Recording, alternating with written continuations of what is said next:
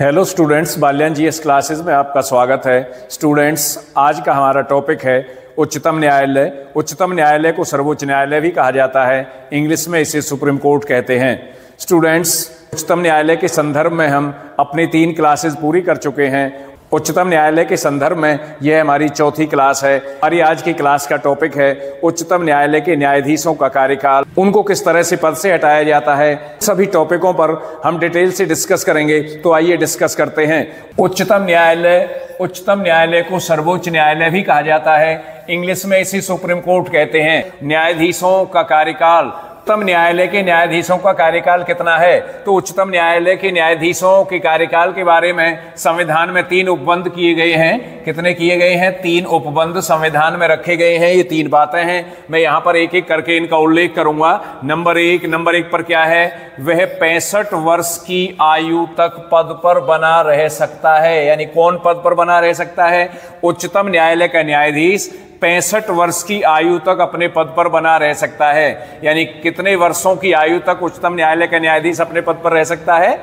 65 वर्ष की आयु तक अपने पद पर रह सकता है। तो यहां पर मैं आपको यह भी बता दूं कि उच्चतम न्यायालय के न्यायाधीश की न्यूनतम आयु नहीं रखी गई है। यानी उच्चतम न्यायालय के न्यायाधीश की कोई भी न्यूनतम आयु नहीं रखी गई है। 65 वर्ष की आयु तक पद पर बना रह सकता है। उसके मामले में, यानी किसके मामले में? उच्चतम न्यायालय के न्यायाधीश के मामले में किसी प्रश्न के उठने पर, यदि उच्चतम न्यायालय के न्यायाधीश के कार्यकाल के संदर्भ में कोई प्रश्न उठता है या किसी प्रश्न के उठने पर संसद द्वारा स्थापित संस्था, यानी कौन सी संस्था? जो संसद के द्वारा स्थापित की गई हो, संसद द्वारा स्थापित संस्था इसका निर्धारण करेगी। संविधान में यह उपबंध किया गया है कि वे 65 वर्ष की आयु तक पद पर बना रह सकता है और उसके मामले में किसी प्रश्न के उठने पर संसद द्वारा स्थापित संस्था इसका निर्धारण करेगी।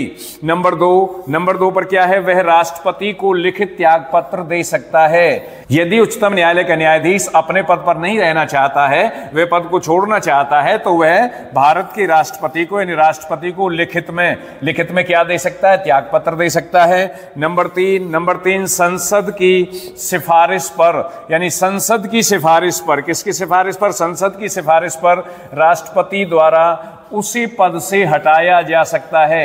यानी राष्ट्रपति के द्वारा उच्चतम न्यायालय के न्यायाधीश को पद से हटाया जा सकता है। और ऐसा कब किया जा सकता है? जब संसद इस बात की सिफारिश, या संसद इस बात को लेकर इस संदर्भ में सिफारिश राष्ट्रपति से करेगी, तो राष्ट्रपति उच्चतम न्यायालय के न्यायाधीश को पद से हटा सकता है। नेक्स्ट है न्यायाधीशों को हटाना। न्यायाधीशों को किस तरह से उनके पद से हटाया जा सकता है? न्यायाधीशों को पद से कौन हटाता है और उनके हटाने का तरीका क्या है? तो न्यायाधीशों को पद से हटाने का आदेश जारी कौन करता है? भारत का राष्ट्रपति। यानी भारत का राष्ट्रपति उच्चतम न्यायालय के न्यायाधीशों को उनके पद से हटाने का आदेश देता है। भारत का राष्ट्रपति उच्चतम न्यायालय के न्यायाधीश को पद से हटाने का आदेश जारी करता है। यदि भारत का राष्ट्रपति उच्चतम न्यायालय के न्यायाधीश को पद से हटाने का आदेश जारी कर देता है, तो वह पद से हट जाता है। परंतु मैं आपको यह बता दूं कि भारत का राष्ट्रपति उच्चतम न्यायालय के न्यायाधीश को पद से हटाने का कोई आदेश यूं ही जारी नहीं करता है। आदेश को जारी करने के पीछे संसद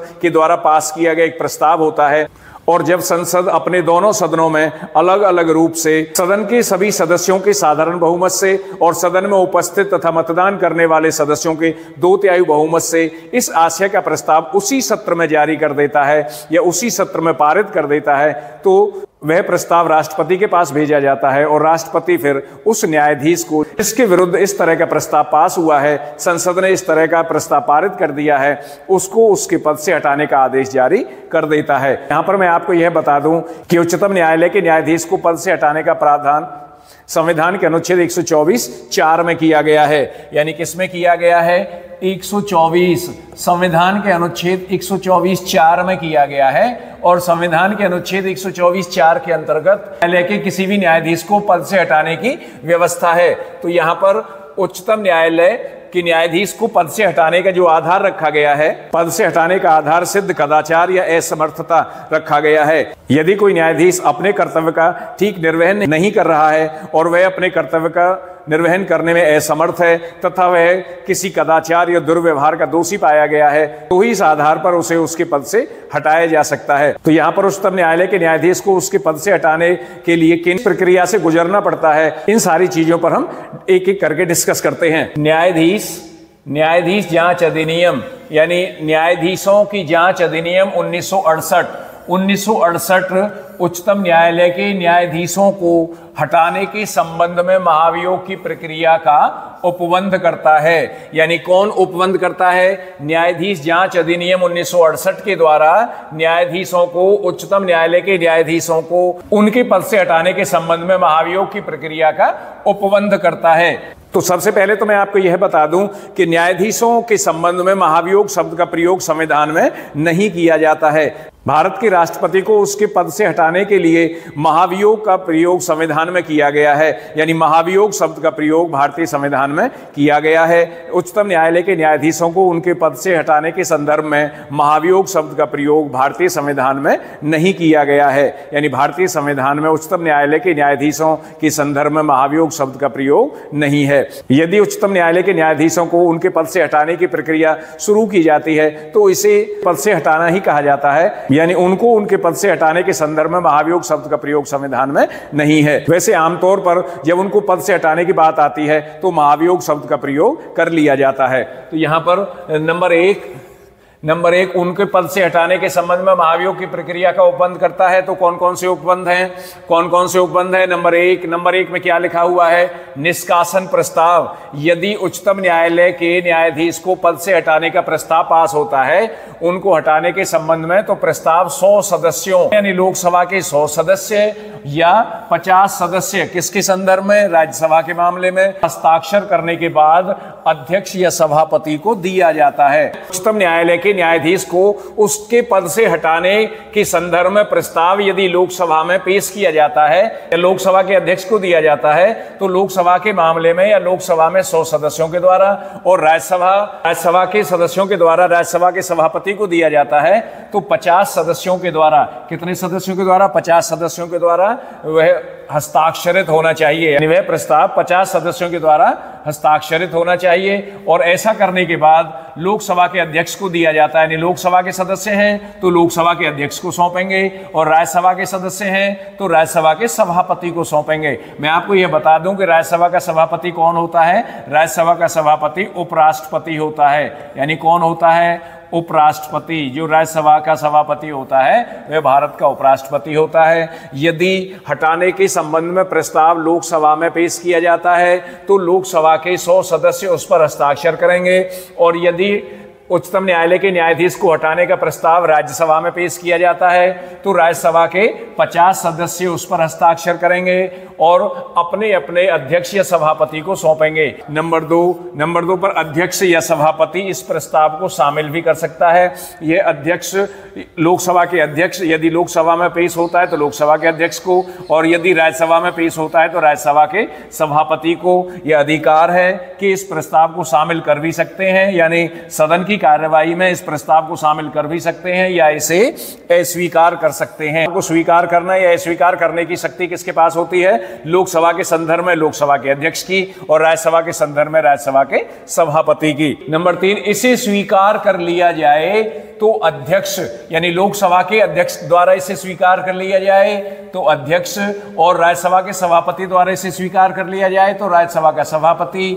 इसकी जांच के लिए 3 सदस्यीय यानी कितनी? 3 सदस्यीय यानी इसकी जांच के लिए 3 सदस्यों की एक समिति गठित करनी होगी। लोकसभा में इस प्रस्ताव को स्वीकार कर लिया जाता है तो लोकसभा का अध्यक्ष 3 सदस्यों की समिति गठित करेगा और यदि राज्यसभा में इसको स्वीकार कर लिया जाता है तो राज्यसभा का सभापति इसकी जांच के लिए 3 सदस्यीय समिति गठित करेगा। यानी 3 सदस्यीय समिति गठित करनी होगी। नंबर 4, समिति में शामिल होने चाहिए। यानी जो समिति गठित की जाएगी उस समिति में कौन कौन शामिल होने चाहिए? तो उसमें कौन कौन शामिल होने चाहिए? नंबर 1, मुख्य न्यायाधीश यानी उच्चतम न्यायालय का मुख्य न्यायाधीश इसमें शामिल होना चाहिए, या मुख्य न्यायाधीश शामिल नहीं है तो उच्चतम न्यायालय का कोई न्यायाधीश, यानी इस समिति में कौन शामिल होंगे?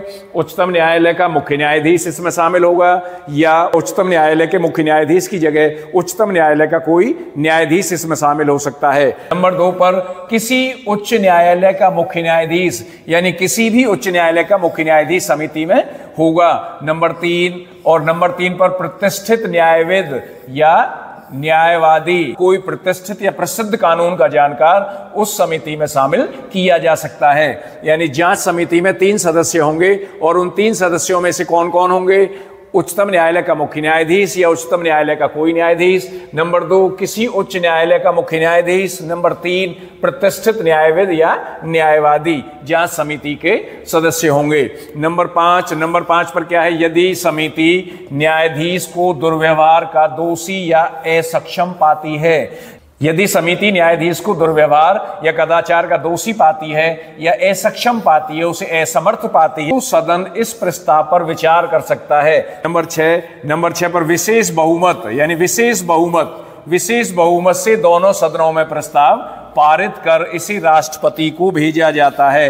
यानी विशेष बहुमत से दोनों सदनों में, यानी विशेष बहुमत से दोनों सदनों में प्रस्ताव पारित होता है। विशेष बहुमत क्या है? सदन के समस्त सदस्यों का साधारण बहुमत और उपस्थित और मतदान करने वाले सदस्यों के 2/3 बहुमत से यदि वह प्रस्ताव पारित हो जाता है तो वह प्रस्ताव राष्ट्रपति को भेजा जाता है। नंबर 7 पर अंत में राष्ट्रपति न्यायाधीश को हटाने का आदेश जारी कर देता है, और जब विशेष बहुमत से दोनों सदनों में प्रस्ताव पारित हो जाता है तो उसे राष्ट्रपति के पास भेज दिया जाता है, और जब राष्ट्रपति के पास प्रस्ताव चला जाता है तो नंबर 7 पर अंत में राष्ट्रपति न्यायाधीश को हटाने का आदेश जारी कर देता है। यानी राष्ट्रपति न्यायाधीश को हटाने का आदेश जारी कर देता है और वह न्यायाधीश अपने पद से हट जाता है। यानी इस संदर्भ में मैं आपको यह बता दूं कि उच्चतम न्यायालय का कोई भी न्यायाधीश इस तरह की प्रक्रिया का प्रयोग करते हुए, इस तरह की प्रक्रिया का पालन करते हुए उसके पद से नहीं हटाया गया है। यानी किसी भी न्यायाधीश को महाभियोग के द्वारा